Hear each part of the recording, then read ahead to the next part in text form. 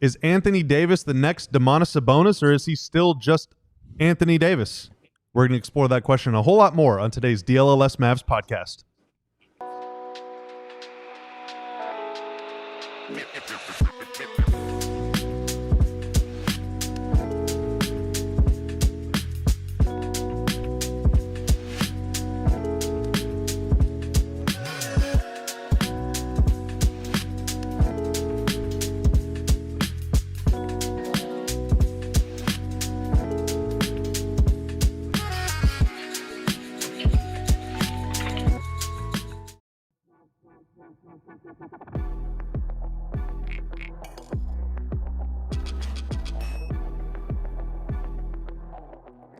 DLLS Mavs training camp coverage is powered by Nassar Jewelers in Rockwall and Boost Your Development.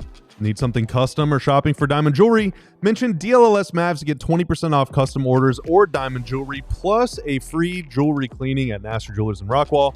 And thank you as well to our sponsor, Boost Your Development, an ultra-luxury home builder of modern villas inspired by the Mediterranean lifestyle. Visit www.boostyourdev.com to get started today. Hello and welcome to the DLLS Mavs podcast, a Friday happy hour edition.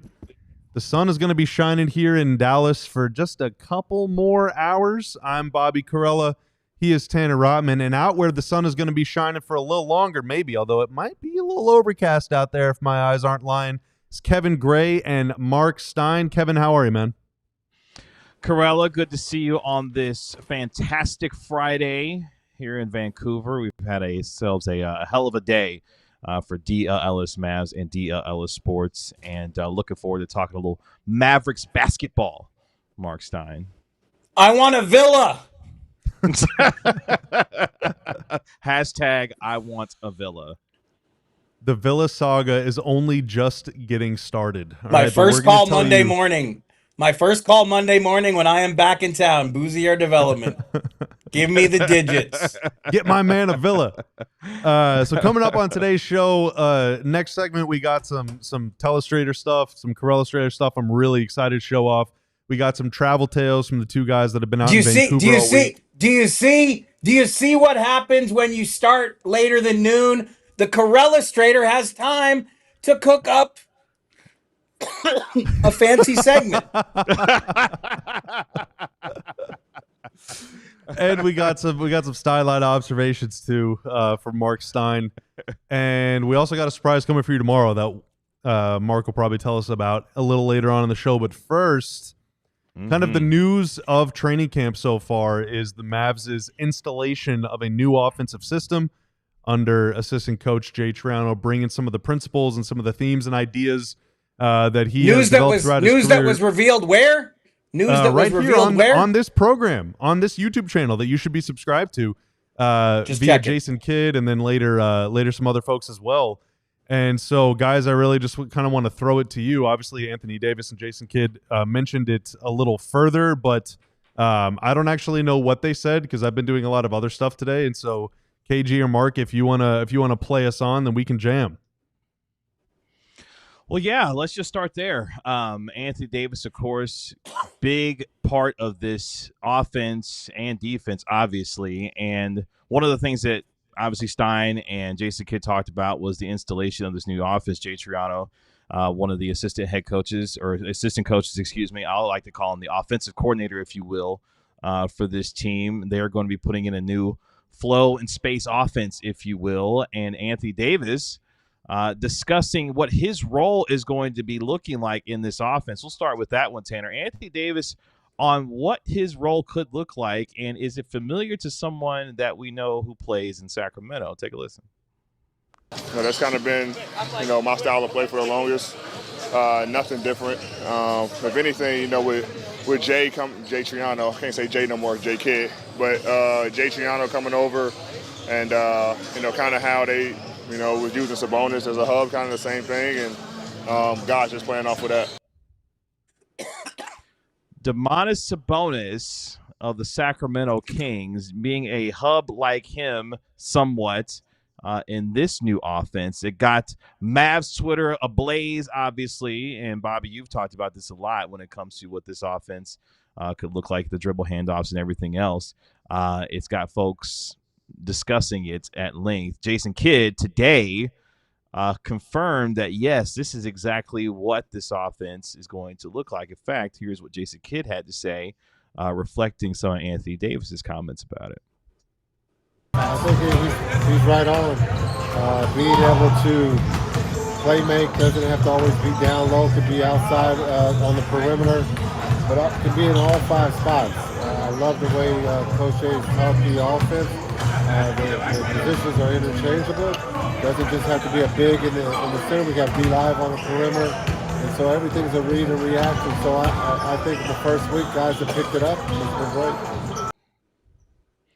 Read and react type offense along those lines. So, gentlemen, your thoughts on not only Domantas Sabonis' reincarnation in the form of Anthony Davis potentially, but also Jason Kidd saying, "Hey, yeah, this is what we're going with here."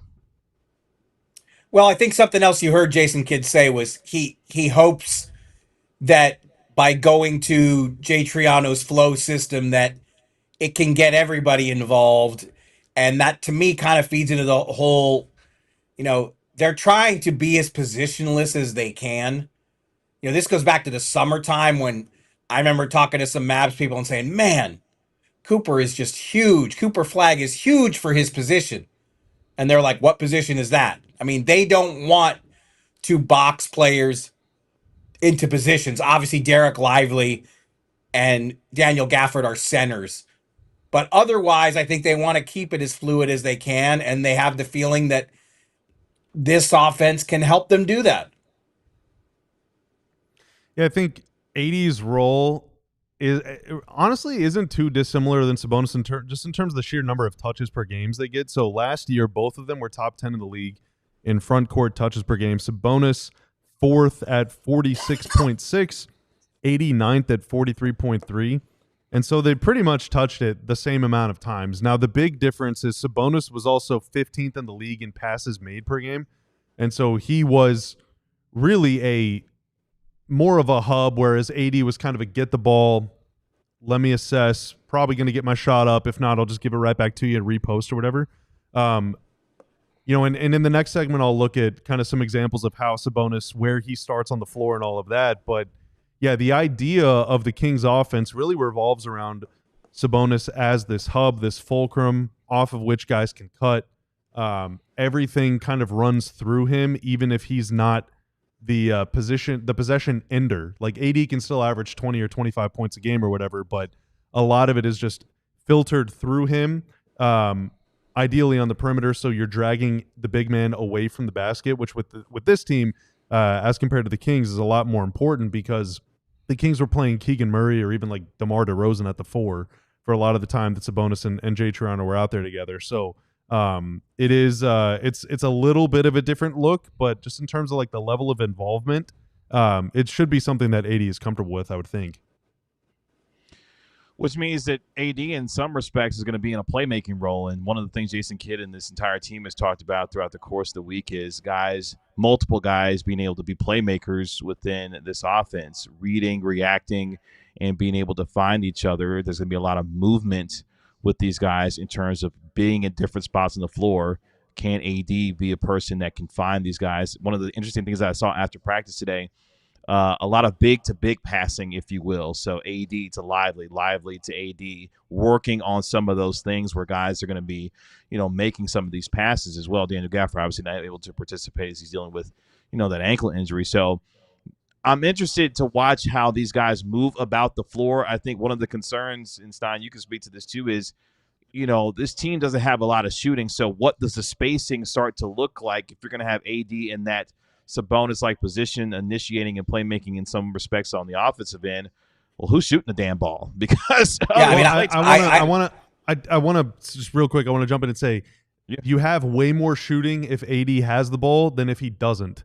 Because if he's out there with D'Lo and Clay, and both of those guys are kind of spotting up or moving around or whatever, that at least is forcing the defense to react to someone. Whereas if D'Lo has the ball and AD is spotted up or kind of just hanging out, the defense doesn't really have to get out to him.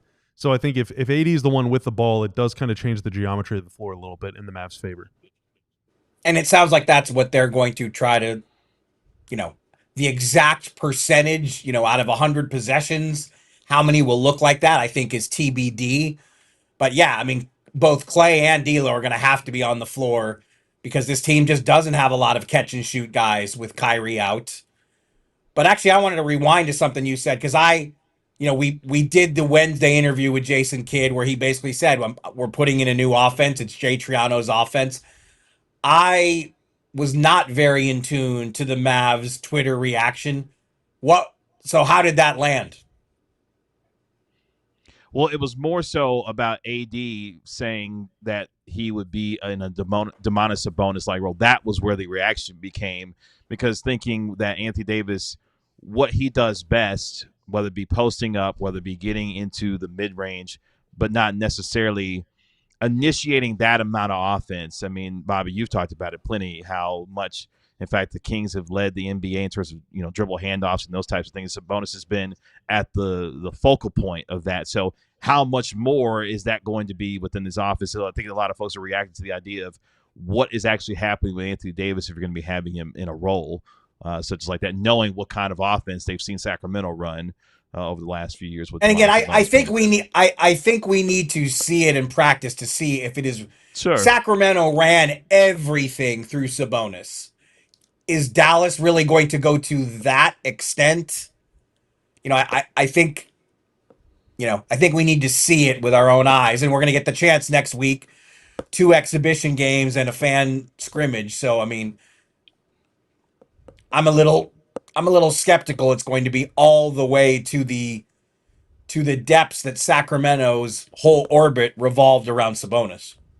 I don't know if it will be either, but I think the principles, like the read and react, and then also just pace and movement, especially movement in the half court. And again, I'll show some of this here in a few minutes, but I think that even more than the idea of AD as some sort of fulcrum or whatever, I think that will be a breath of fresh air to a lot of Mavs fans that were maybe, even whenever it was operating at a very high level, we're kind of getting tired of a lot of ISO ball. In 21-22, this is before Kyrie, it was the Luka Jalen Brunson show. The Mavs they led the league in ISOs by like a mile and a half. Same thing happened in 23-24, although in kind of different ways. The Mavs were very efficient playing that style of ball. Spread the floor, nobody move, just stand still. If someone doubles off you, you're going to get a wide open 3. But I don't think that every Mavs fan, even if they're a huge Luka and or Kyrie fan, I don't think every Mavs fan loved that. So if nothing else, it's a little more movement without the ball. I think that could excite some people. Like Shahid, for example, big time chatter. I don't see him in the chat right now, but Shahid has always said, like, even if the Mavs were really efficient playing ISO ball, like, I just want to see them move. I want to see something different. And so I think that there is at least some excitement and intrigue in that respect. And I love a good backdoor pass. So I hope there's a lot of that when it comes to guys moving on the floor. And it won't always be Anthony Davis in that particular position. I think this team is trying to pride themselves on the idea, here's that word again that Cooper Flag likes to use, versatile. And you can see different players in that particular role and being able to be playmakers off of that. Now, how consistent that looks, we're going to start to see that into practice when it comes to these games.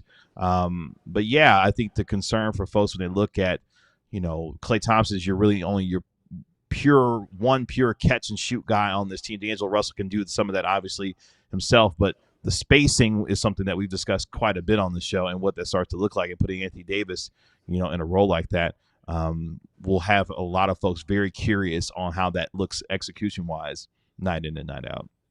Well, Tim Cato's in the chat saying Bobby looks so serene. Oh, wow.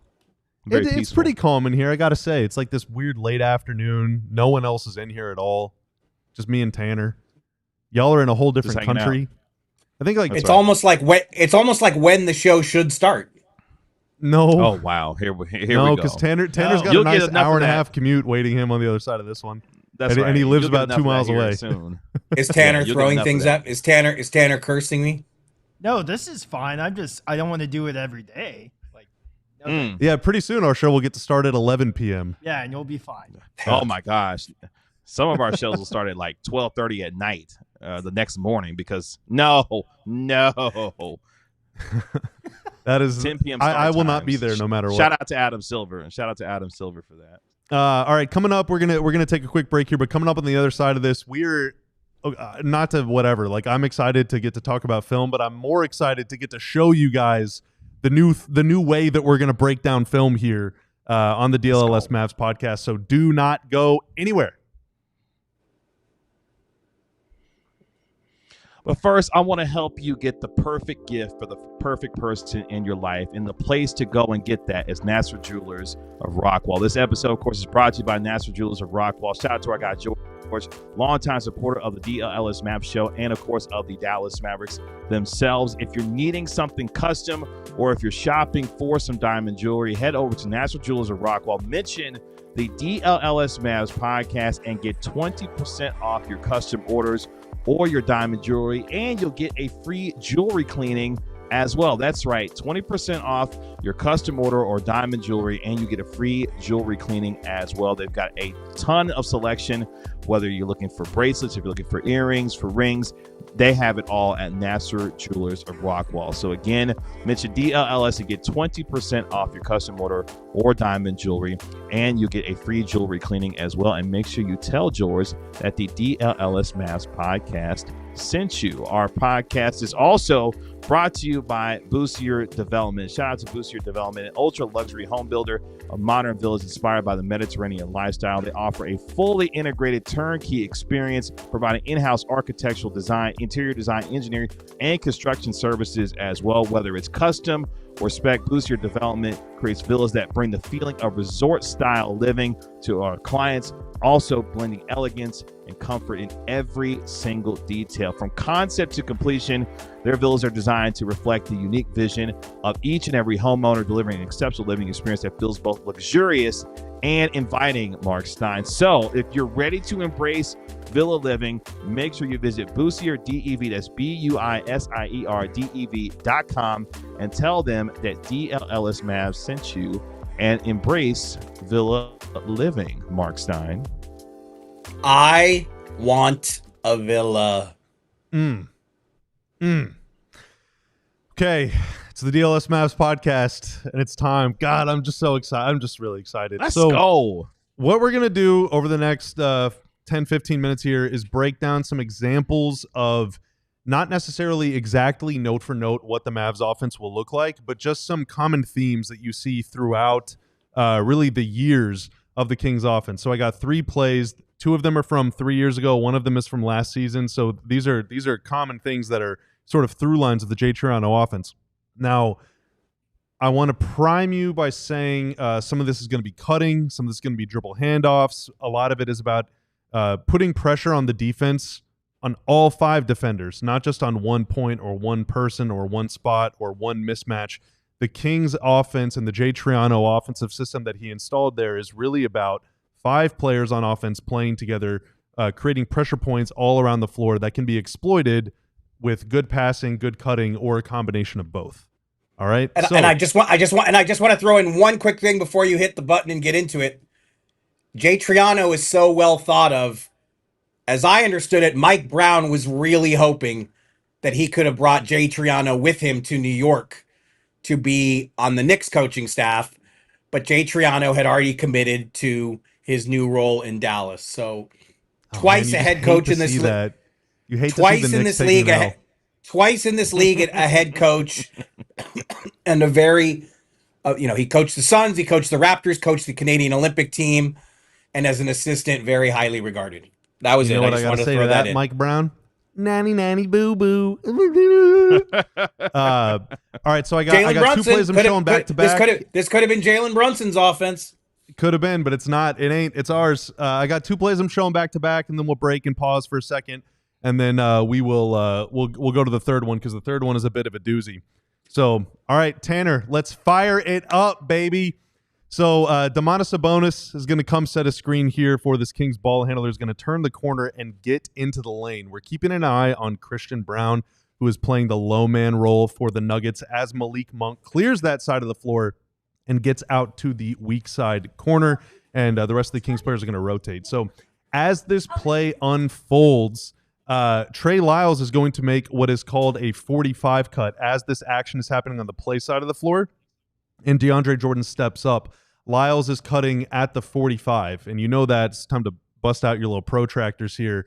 That is a 45-degree angle, hence why it's called a 45. Now, he's doing that to become a threat to dunk it or whatever, but more importantly, to drag his defender, Vlatko Čančar, with him, which leaves Malik Monk in the corner wide open. So he's clearing space by cutting through, which is very important. And then this Kings ball handler is going to have a clear line of sight to Monk as a result. Now, if you go back and listen to this play, Čančar, who's pointing right here, is saying, corner, corner, corner. He's doing that, hollering out to his teammate Peyton Watson, trying to get him, hey, rotate out there and go close out on Monk. But had that happened, then our old best friend Kessler Edwards would have been wide open anyway. So it's a 2-on-1, and Sabonis is wide open. There's three guys wide open because the Kings just keep moving and forcing things to happen. So this pass is on time and on target to Monk. He could also swung it to Edwards. Sabonis is right there for a tip-in, and Peyton Watson is too busy defending the referee to actually stop the play. It's a wide open three for the Kings. So they went from left to right. Everybody moved. Everyone relocated. And as a result of what was otherwise a harmless drive, you get a wide open three. So, okay, let's take that 45 idea and expound upon it a little bit. So the Kings, before we do that, Tanner, okay, I'm sorry. So the Kings run that so many times. Like, you will see guys make 45s literally almost every time down the floor. Like, it is just constant. And when you see it 50, 70, 100 times a game, you kind of start zoning out and thinking, all right, they're just doing it to do it. It's not actually a threat. Au contraire, pals. All right. So here's the next play. They're going to swing it up top to Sabonis right at the top of the arc, and this is where he camps out a lot. 25, 30 feet from the rim. Roll it. Yeah, sorry. So I was like, oh my God, did it crash already? So all of this is happening, and he's also pulling his defender out of the lane with him. So it's just a wide open paint, and all of this is happening early in the shot clock. Again, it's early offense. Get down the floor and get going. So Dennis Schroeder is the guy we're picking on right now. He's actually looking at Sabonis, not his man, anticipating a dribble handoff with Zach LaVine to get into what we just saw. But joke's on him. Schroeder's looking at Sabonis, and LaVine is looking at all that empty space in the paint to go cut through. And so LaVine does make that cut, and Schroeder is just out to lunch. He's still looking at Sabonis while LaVine is cutting behind him. It's a good job by Keon Ellis dragging Tim Hardaway Jr. out of the corner there, ensuring that he wouldn't be able to help either. The result is LaVine is cutting into this wide open space. So he's throwing down a slam-a-lam and ding-dong. Meanwhile, on the video, you can hear Tim Hardaway and Schroeder yelling at each other because they're trying to figure out who made the mistake.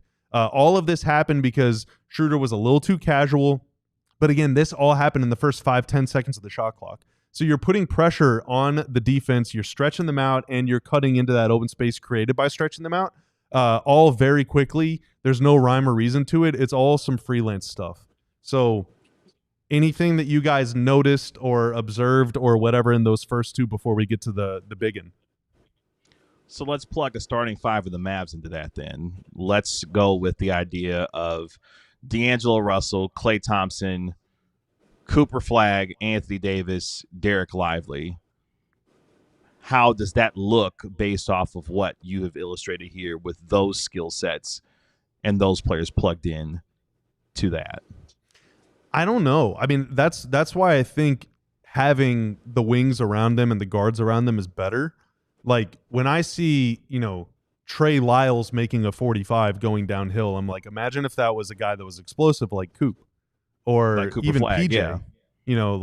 You give these guys a little drop off passes. They're cutting to the rim. They're gonna throw that down on someone's head. Or in Cooper's case, is good enough as a passer to be able to make a read as well if something is not there. Yeah, make something happen. And that coordinated. It's kind of improvised, but it's also coordinated. That movement is going to open up pockets of space for the defense. And if guys are sagging way off of shooters, then they can cut to and eat up all that negative space, and then someone else can take their spot. Like, that's the whole point. Everyone is always moving. It's not some standstill like Dorian Finney-Smith in one corner, Reggie Bullock in the other corner. Do not move no matter what. Just wait for the ball to find you. You're kind of creating this space yourself. So if we put the proverbial piece of chalk in your hand, are you saying opening night, if it was up to you, we would see Cooper Flagg at the 2 and PJ at the 3? No, I like Cooper the 3 and PJ at the 4. I know the Mavs are going to play two bigs, but with Gafford out for a while, I actually don't. I mean, maybe he'll be back by opening night, but I think Lively at the 5 works really well defensively, but offensively, I'm really curious to see how they'll look. If this is what they go with, how they'll look with AD at the 5 by himself, or Lively or Gafford at the 5 by himself. But they're not going to start AD. They are not going to start AD at the 5. Of course they're not. No, of course they're not. So that's why more than like note for note, bar for bar, this is what the Mavs offense is going to look like. I'm more just talking about the principles of it all. While a guy has the ball over here, you're cutting over there, or you're creating space for your teammate, or after your cut, we're about to show an example where after you cut, you better be ready to respace. Like your job is not done after one thing. You're playing all 24 seconds of the shot clock. And that, I think you can incorporate elements of that if you have two bigs on the floor. Which, to your point, before you go to the next couple real quick, is why I think conditioning has been such a focal point of conversation for this team. Is if they're going to be doing this kind of moving, the players on this team have discussed how much they have worked and put into the conditioning aspect of this so that they can execute an offense like this. So I think that's just another thing to kind of consider, with them running this, that conditioning is going to be a big part of what they do here with all the movement they got going on. Yeah, absolutely. Absolutely. All right, we want to get to the grand finale here. Let's do it. Okay, so this is an example of some of the things we've already talked about, but just shows the frenetic movement and chaos that you can create in this offensive system. So let's get going. So this is going to start the same exact way as that first clip. Sabonis is going to come set a screen for Kevin Huerter. It's going to be a dribble handoff. He's going to go down into the lane. We got our eyes on Tim Hardaway Jr., who's the low man. He is responsible for Davion Mitchell out in the corner, who's wide open. Now, as Huerter gets going downhill, Keegan Murray is making the 45 cut. We see the same thing. Davion Mitchell is wide open. We see the same thing. The action is happening on the left side of the floor, going downhill toward the rim. Maxey stepping up. We see the same. This is the same exact setup, only Luka actually does a really good job getting out, unlike the last clip, forces Mitchell to put the ball on the floor, and Maxi Kleber does a really good job of staying in a position to help, right? So the Mavs have this covered very well, but Kevin Huerter is going to read and react to that by respacing the floor. So this possession is not dead in the water. They can actually keep making things happen. So they kick it out to Huerter. Luka recovers again, preventing the open three. Huerter's now driving again into the teeth of the defense, and Maxey again is there. So the Mavs have done so far an incredible job of limiting easy shots. And in fact, they actually force Huerter to pick up his dribble. He is dead. The ball is dead right in the middle of the lane. The Mavs have done their job forcing him into a tough spot, but there are, on the weak side now, there's 1-2 Mavs against 1-2-3 Sacramento Kings. Keegan Murray is now wide open, so Huerter can make that pass and again keep the possession going. Murray then flips it to Sabonis, who's going to set up another dribble handoff for Kevin Huerter, who's going to drag Luka out with him. But the problem is, this is where the Mavs finally break. It's not just Luka, it's also Reggie Bullock and Maxi Kleber that step out toward Kevin Huerter, who's going to dribble toward the sideline. Keegan Murray is now wide open. The Mavs have been defending their butts off for about 20 seconds. Kyrie's now got to get out there, but he doesn't do it in time.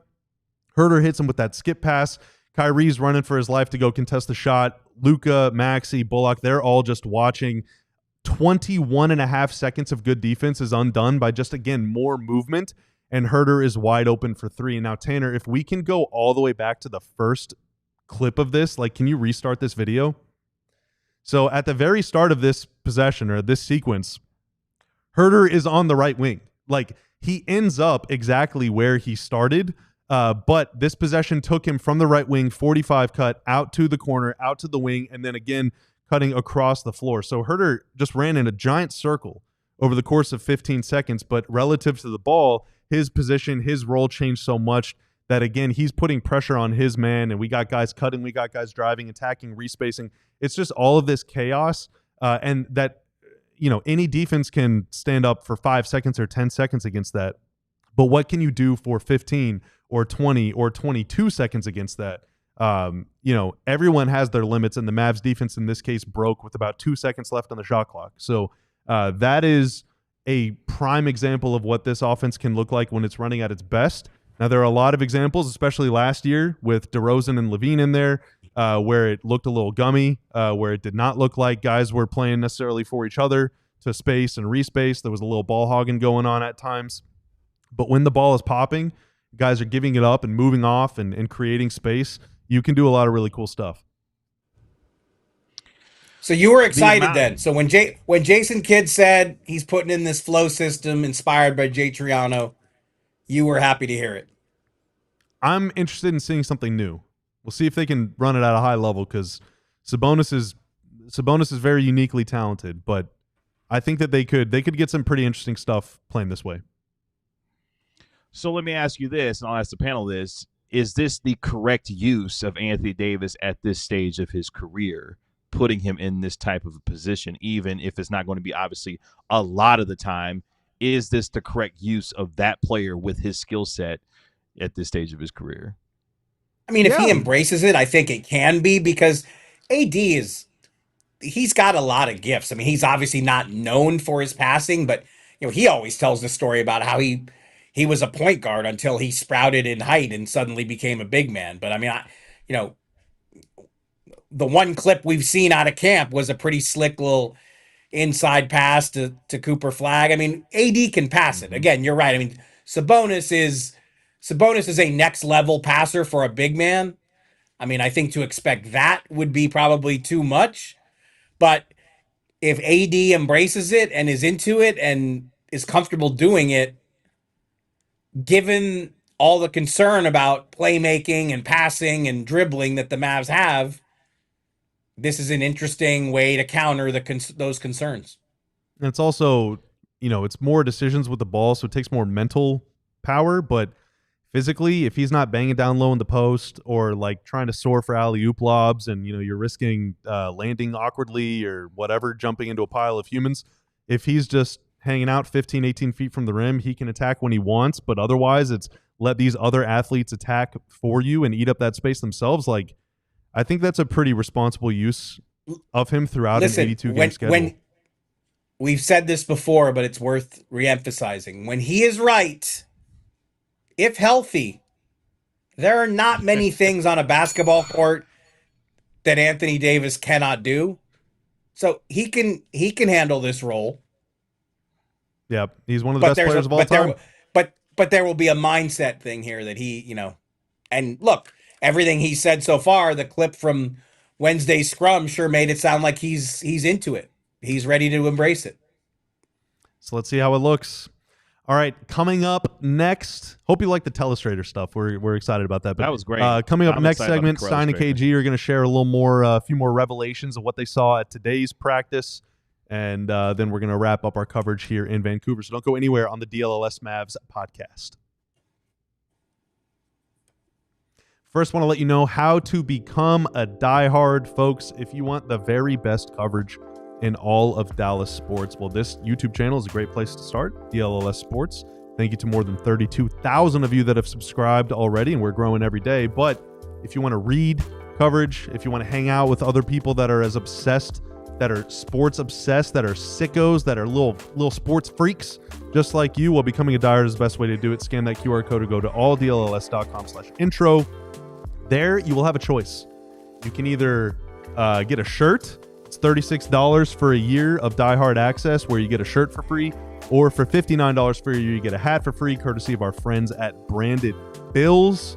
But hey, if you choose the hat, you can still get a shirt. I'll tell you how to do that in a second.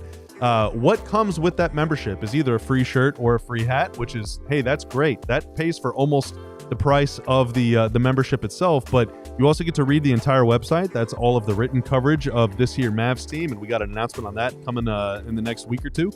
That also includes Clarence Hill and Ali Jawad on the Dallas Cowboys. It includes Sam Nessler and Sean Shapiro covering those Dallas Stars. Those guys are getting ready to go in a week. Actually, their season start. Can you believe that? Mavs haven't even started preseason. Stars about to get going. And also Jeff Wilson covering the Rangers managerial search, and who knows how many other roles they might need to fill this offseason. Becoming a diehard is the best way to stay in the loop and all that stuff. You also get to join the DLS Diehard Discord Lounge, a great place to hang out with fellow diehards. You get a discount on merch. You get a discount on events. You get a free, well, it's not free, I guess it comes with the membership, but it is a physical diehard card. It is made of obsidian, platinum, that little thing we sent out in space to see if we could direct asteroids off of their course. It actually harvested some raw materials from that and brought them back to Earth, and you're going to get a little sprinkling of asteroid dust in that thing too. There are so many reasons to become a diehard, and these are just a few of them, so thank you to each and every one of you for supporting us. All right, welcome back to the DLLS Mavs podcast. I'm Bobby. That is Kevin. That is a physical diehard card, but behind it, there he is. There's Kevin Gray. And then way over there is Marc Stein. Now, are we dialing it up this segment? What are we doing? I wanted to show that I brought my diehard card with me to Vancouver. It's international. All the way to Vancouver. I mean, you just showed that instead of your passport, and they let you right in. That's right. Good point. I completely because the customs agent also had one too. Correct. Exactly. So y'all were at camp today. The Mavs had a practice on Tuesday and Wednesday. They were off yesterday, but they were back at it today. So what's the word out of camp? Yeah, so we've touched on this to this point. Instead of doing 2-a-days, they went with one long practice a day. As always, my radar was out to see what Kyrie Irving might be up to. Today, he decided to strictly participate as a passer in some post-practice shooting drills, wearing some very interesting footwear that Kevin Gray tweeted out. Look, again, we don't get to see the scrimmaging. By the time we're let in, it's just post-practice shooting, so we don't get to see a lot on the floor. Jason Kidd said he was very happy with the week. There's no way around it. It did get off to a bumpy start because you had Gafford stepping on the foot of a teammate and coming away with an ankle injury that's going to sideline him for a couple weeks, maybe 3 weeks. So that's not good. B. Will with an early hamstring injury. PJ Washington, there was, he banged his head on the floor. Apparently, again, we didn't see it, so it's hard for us to describe exactly what happened. The good news on the PJ front, no concussion. He was able to be back at practice today. I was told PJ wanted to practice Wednesday. They held him out of Wednesday's session. So by all accounts, PJ is okay, but the Mavericks are coming home with Gafford injured, Brandon Williams injured, and Dante Exum is yet to get on the floor. The only times we've seen Dante Exum, he's got a significant ice pack on one of his knees. So they're already down a few players. I mean, in Gafford's case, in PJ's case, they're both, freak things that just happened. And, Gafford steps on somebody's foot. There's no way to legislate for that or prepare for that. Obviously, it's after the way last season played out, injuries are the last thing anybody wants to see. But I would say, despite all that, spirits are pretty high, and they're gonna fly home tomorrow. They're gonna practice Sunday because Monday they've got a game. I mean, they're playing the Thunder in Fort Worth Monday night. So Jason Kidd said it is too soon to share lineups, rotations, minute loads, all those things. They're going to spend the weekend figuring that out. But, they're obviously not going to have the full complement of 21 players to put in that game. You can bring 21 players to camp. And we can already say that, Gafford, B. Will, Exum, obviously Kyrie Irving, you could rule the 4 of them out already. So that already takes you down to 17. But I would say in general, spirits are pretty high and they feel like they got a lot done here. Yesterday was a full day off for all kinds of bonding stuff. So, I mean, KG can either disagree with me or back me up, but I think in general, like Klay Thompson is in a buoyant mood. I mean, he is just giddy right now. Like he is fired up that the season is starting. I've heard Klay shot the ball really well this week. Jason Kidd also made. Who else did Jay Kidd say today, Kevin? Who else shot it really well? He was hyping up today. Throughout the week for sure, D'Angelo Russell. He loved the way that D'Angelo Russell played throughout the course of the week. Najee Marshall was really good this week as well. So there was a lot of guys that made impressions on Kidd throughout the course of the week. But to echo, Stein's, sentiment, the energy. We saw most of it obviously with post practice, but the energy is there. I mean, Najee Marshall, we had a chance to talk with him, loving how this team is going to be aggressive this year. They want to be the aggressors. They want to be the ones coming out night after night, throwing the first punch and getting after teams. So you can feel the energy around this group. I think for them collectively, the ability to turn the page, if you will, after everything that they went through last season, at least for this team, there's an air about them that feels like they can now move forward with a clean slate to get themselves in position to be in a spot when Kyrie Irving comes back to really make a run for it. And I thought it was really important that Kyrie was here in Vancouver, working out with the team and providing, his leadership and his presence here, because he could have easily stayed back and not have made the trip here to Vancouver. But he was here working with his guys as much as he could. Just to tack on something there. So on Tuesday, when we got in the gym after the first day of practice, Kyrie was in full practice gear. And as we talked about, participated in post-practice shooting. Then he and Phil Handy did one of their traditional post-practice sessions, a good 30 minutes. Kyrie was the last Mav off the floor 6 months after ACL surgery. Today, he was in more what you would describe as street clothes, I guess. But still, at the end, he jumped in and just wanted to zip passes to guys and spent a good 5-10 minutes as, a passer in a drill. So, I mean, he was obviously a very visible standout presence in the brief parts that we get to see. Again, as media, we're not allowed in for any of the scrimmaging. Some of the clips made, I guess some Simon Fraser students have found ways into the gym and some clips have sneaked out there from them. We don't get to see any of that. So the first, full speed 5-on-5 basketball that we're going to get to see will be Monday night against Oklahoma City, unless there's a portion of Sunday's practice that we're allowed in for. But a lot of anticipation. Mark, regarding Exum, so you said you've seen ice packs on one of his knees. Do you have any idea of what is ailing him? And also, if it's something really serious, Luke asked in the chat, and I'm not suggesting that the Mavs would cut him or whatever, but Luke asked in the chat, is his contract guaranteed? I believe it is. Correct me if I'm wrong. It says it is on Spotrac. But, as Jay Kidd is kind of heap praise on Dennis Smith Jr., obviously people have an interest in him as well. But do you know any more about Exum? They're all valid questions, but I think they're premature. I mean, let's not forget, they cut Omax, a recent first-round pick, to make roster room for Dante Exum. So they're going to give Dante Exum every chance to get right and get in the mix and see what he can contribute. But, yeah, I mean, the reality right now is Dante Exum can't go, Brandon Williams can't go, and Dennis Smith Jr. can go. So for those of you rooting for the Cinderella story, I mean, coming into camp, the way it was painted to me that realistically it was going to be really, really, really hard for Dennis Smith to force his way onto this roster. But that said, he's going to be playing Monday against Oklahoma City, and those other two guys won't. So it is an opportunity for Dennis Smith Jr. to get out there, and if he wows everyone, which, I suppose that's possible,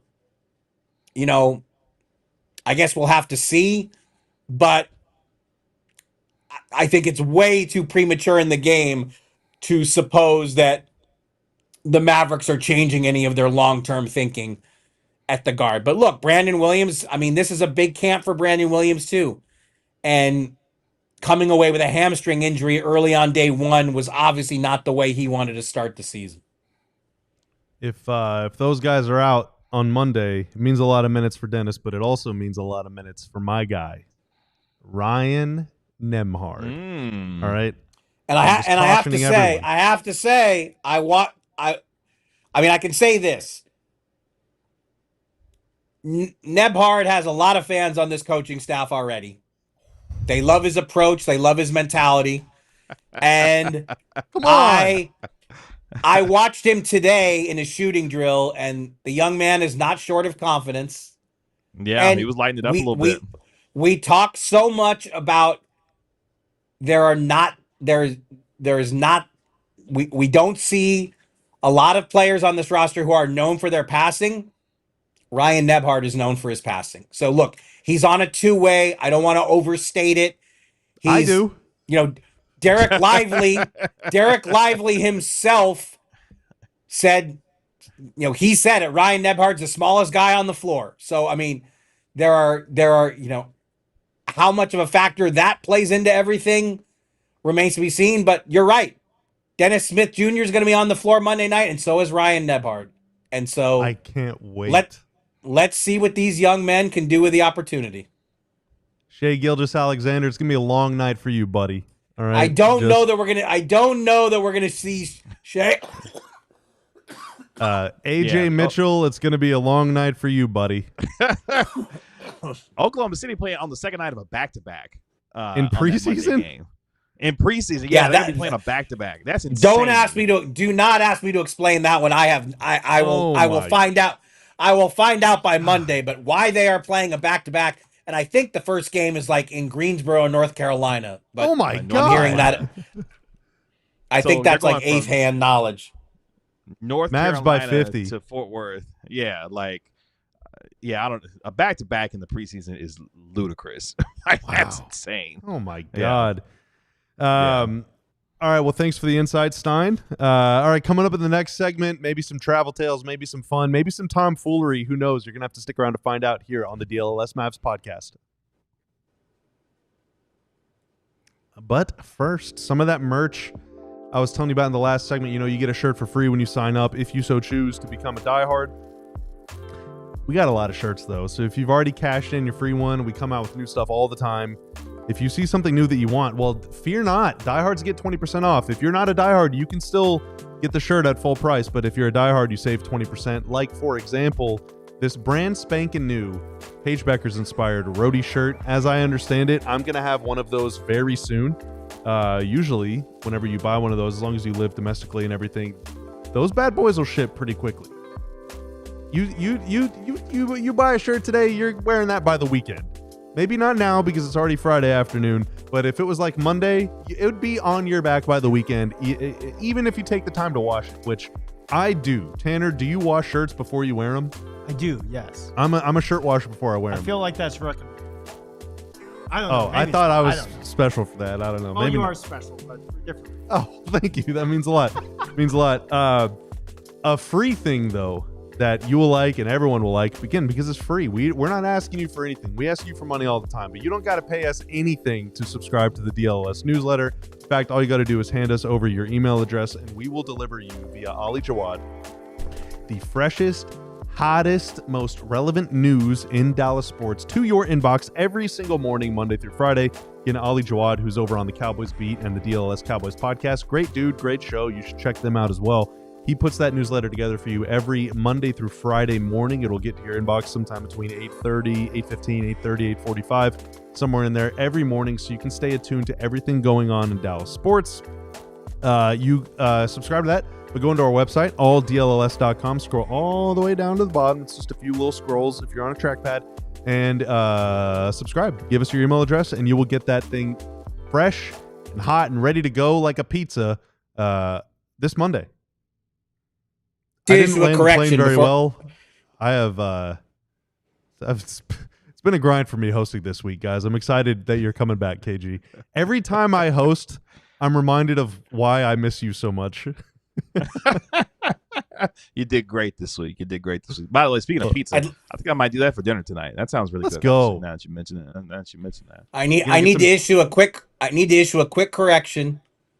Thunder at Hornets is in North Charleston, South Carolina on Sunday before the Thunder come to Fort Worth to play the Mavs. Just North. It was bothering me. It was bothering me that I had that wrong. I wanted to fix that.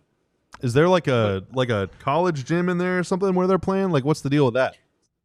Well, I once the last time the mighty Cal State Fullerton Titans made the NCAA tournament, we played in a regional in Charleston, South Carolina against Duke. Paolo Banchero, Mark Williams. Long night for the Titans, I must say. Oh no. But Cal State Fullerton Duke had never happened. There was no way I was missing that. It is the home to the ECHL South Carolina Stingrays and an alternate home for Charleston Southern University basketball team. If I'm correct here. The old Coliseum. And man, did I have some good food in Charleston, South Carolina on that trip. Goodness Nice. sakes. Nice. Yeah, speaking of, what's the deal in Vancouver like, man? I've never been to Vancouver before. I heard y'all had some travel tales. I don't know if this is tips and wrecks or if y'all just got into some real hairy, tricky situations or what. You know, I threw it out as an idea. I didn't really have it well prepared, but look, Vancouver was always, in Vancouver's brief NBA existence, one of my favorite cities. I have loved being back here. Again, chapeau to Kevin Gray, who he did this whole he set this whole thing up, man. Hilton Vancouver downtown has treated us just royally. Both Kevin and I in just beautiful rooms. We got a couch in our room. I mean, we are living large. Kevin Gray made that happen. Kevin Gray, he arranged everything. And so, you know, no international incidents really. We've been on pretty decent behavior. Mm-hmm. I'm trying to think. Like, do we have anything that's really? Well, we do have a super chat. We do have a super chat. So Pomelo asks, $5 buckaroos. Thanks, diehard Pomelo, by the way. For Stein, what are your favorite restaurants in Vancouver? What do you love about Vancouver? And then I think KG and Stein also, like, what did y'all eat while you were out there? No free promos. Two things. I love the climate here. It's a very Seattle-esque climate, but one of my favorite things about Canada, and I say this when I go to Toronto, and I can say it when I go here. You guys know how much I love England. Duh, I just went there like twice in the space of 6 weeks. There are elements of Great Britain that have made their way to Canada. So it's like there are, like, even just going to the drugstore and you see like the same kind of English biscuits you would see in England. Like, so for me, because it is still, what sources say, it's still 90 degrees every day at home. Is that true? It's not too bad. So I'd say it stops around 88, 89. I think next week it's supposed to be. I think next week it's supposed to be 90 across the board, even as we dribble closer to Halloween. Here it's 6. Here it's 60. Give me a real sour disposition heading into the weekend. The low tonight is 66. So what is next week's temperature? What is Monday's temperature? It starts with a 9. 91 and 70. Yeah. Mostly sunny. 91 in October is not what an old person wants, like me. Oh, it's not. It's not what anyone should want. I'm just going to go ahead and say that. I've loved the climate, and honestly, if I must confess, like, Vancouver has some great restaurants, but there's a Canadian steakhouse chain called The Keg that had a bunch of locations in the DFW area for a while. So it was great to have this nice taste of Canada in Dallas. Had one. There was a Keg steakhouse in Plano that I used to frequent often. Loved to write, and had a bar booth that I would love to write my drivel in. So I had to make at least one trip to the Keg steakhouse in honor of those memories, because I think the only Keg steakhouse still left in our midst. There is one in Arlington apparently, but I have not been there. So, but there's good food, good coffee. I love the weather this time of year. I'm nostalgic. I think about the Grizzlies being here. Walked into a Lids, like a rack, three racks of Mike Bibby original Grizzlies jerseys. Still on sale. Like 95% of the people that I keep running into say, say, what are you here for? What are you doing? And I'm like, covering, the Mavericks, while they're here at training camp. Man, we missed the Vancouver Grizzlies so much. We want a basketball team back here so badly. Like, they missed the NBA here. And there were Simon Fraser students. Oh, here's a travel tale. In our Uber ride from the airport as we got here, Kevin Gray was explaining to our driver what we do. And our driver was like, we talked about McMahon. I don't know what disparaging things we were saying about McMahon.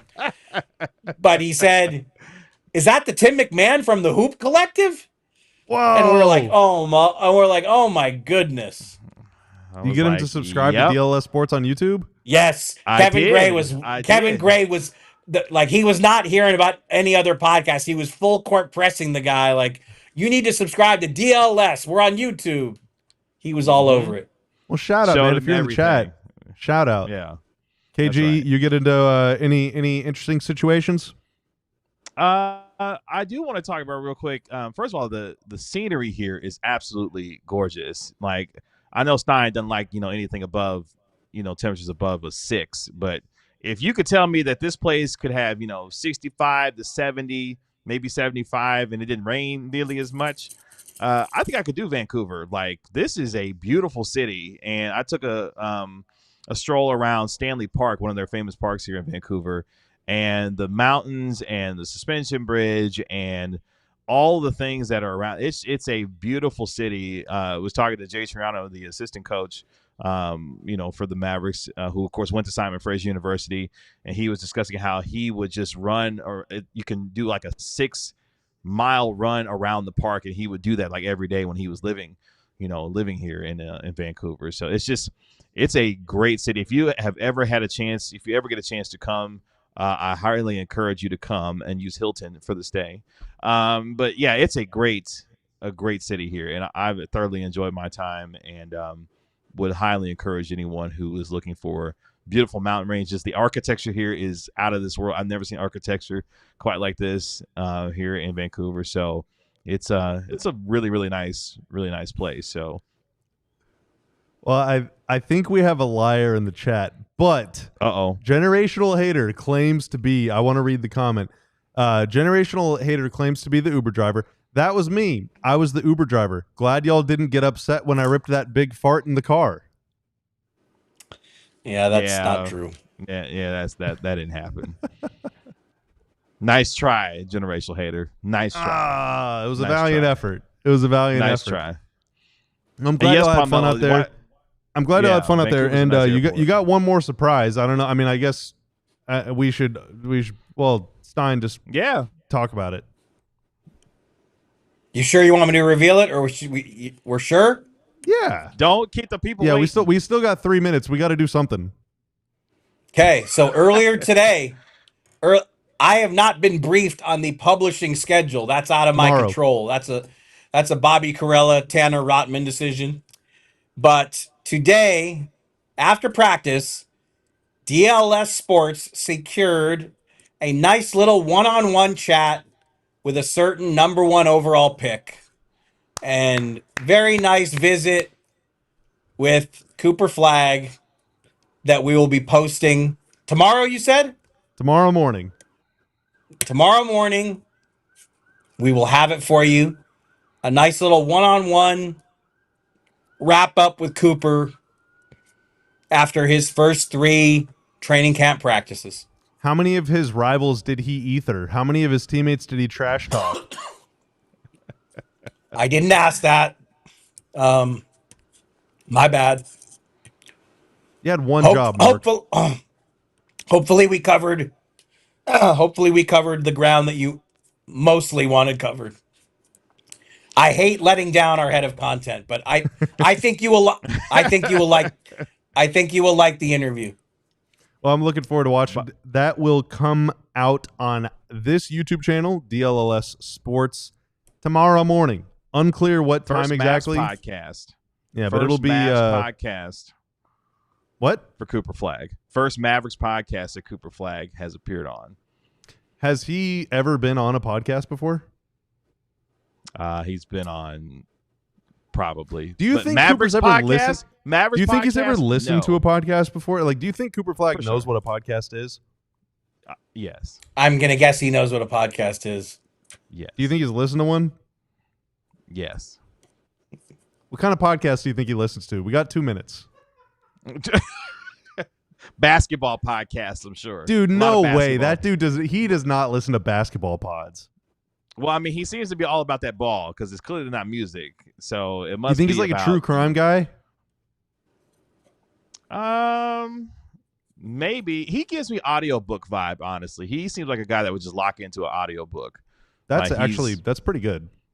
Yeah, I think he's an audiobook guy. That's So, pretty good. Okay. You know, Stein, did you ask him? yeah. I didn't. Why are you asking me a bunch of questions that I didn't ask him? Okay, well, I did ask you to ask him if he knows who Father John Misty is. All right. So I guess I'll have to tune in to find out. Yeah, he did actually, ask you to ask him. And I deleted that from my list as soon as the request was All right, lodged. why did we The even send them up there, Tanner? Seriously. Hey now. Seriously. All that content. The You know what else? content You know what that's else? You know what else I'm looking forward to? A post-game show Monday night. That's All right. right. All right. Post game, after the game.